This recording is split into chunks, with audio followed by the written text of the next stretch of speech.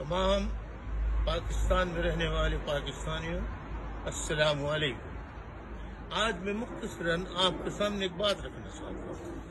देखिए, 22 अगस्त 2016 के दिन मेरे खिताब के ऊपर बड़ा एतराज हुआ और मुझ पे तरह तरह की पाबंदियां, मेरे घर पे ताला, मेरे सामने मेरे लोग मर रहे थे, लाखों सैकड़ों हजारों लापता थे, जेलों में थे।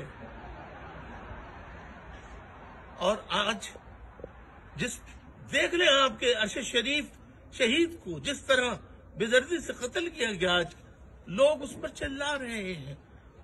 मैं भी मजम्मत करता हूँ, मुझे भी बड़ा दुख हुआ है, लेकिन हमारे यहाँ तो ये रोजमर्रा का उर्दू बोलने वाली आबादी, जिन्हें उर्फ में महाजिर कहा जाता है, उनको कौन सी हमारे इलाके, हमारी बस्ती की कौन सी गली, कौन सा मोहल्ला ऐसा है जहां से जनाजे न उठे हों।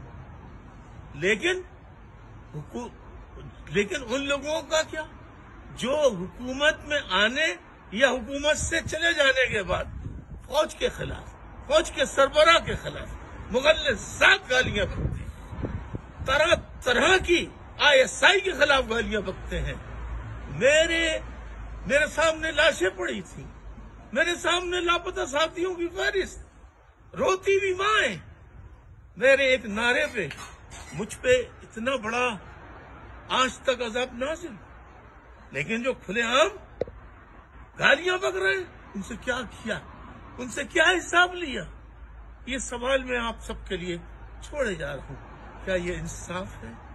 क्या मैं पाकिस्तानी हूं? नवाज शरीफ को पासपोर्ट मिल जाता है, अल्ताफ हुसैन को पासपोर्ट नहीं मिलता।